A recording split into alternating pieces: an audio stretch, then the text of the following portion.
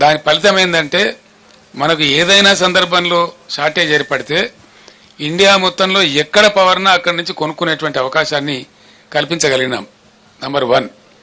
Number 2, 7,600 మెగావాట్లుగా ఉన్నటువంటి installed కెపాసిటీని దాదాపు 18,000 మెగావాట్లకు తీసుకుని పోయినాం. In addition to that 1,600 రామగుండంలో, 4,000 Yadadri thermal స్టేషన్లో, అంటే 5,600 మెగావాట్ల పవరు ఇంకా అడిషనల్గా వచ్చేటువంటి సదుపాయాన్ని కూడా కల్పించినాం.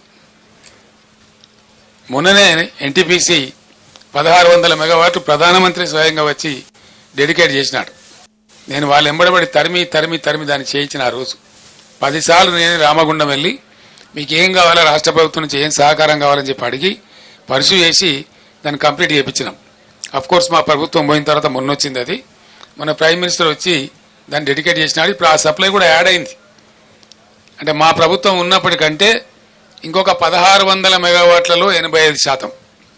ఎన్టీపీసీ ఏం చేస్తుందంటే ఏ రాష్ట్రంలో ఉందో, ఏ రాష్ట్రం కోసం కట్టినరో దానికి 85% ఇస్తుంది, 15% ఏమో వాళ్ళు నేషనల్ కోసం తీసుకుంటారు.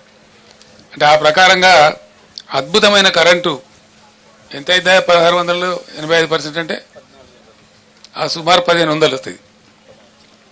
1,450 నుంచి 1,500 మెగావాట్లు అదనంగా యాడ్ అయింది.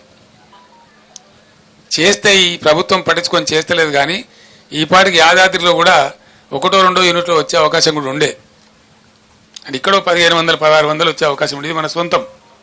దీని నుంచి ఒక యూనిట్ కూడా బయటకి ఇచ్చే అవసరం లేదు. మరి ఇంత ఉజ్వలంగా తయారైనటువంటి పవర్ సిస్టమ్ ఎందుకు ఈరోజు ఇబ్బంది పడతా ఉంది? ఇది పరిపాలకుల అసమర్థత అవునా కాదా? దయచేసి మీరే ఆలోచన చేయాలి. ఇది పని చెయ్యలేనటువంటి, పని చేతగానటువంటి ఒక అసమర్థ ప్రభుత్వ విధానం అనుకోవన్నా దీన్ని ఏ విధంగా అర్థం చేసుకోవాలా? లేదు అంటే మనకు దరిద్రం ఉందంటే అర్థం చేసుకోవచ్చు. ఉండి దరిద్రం ఎందుకండి?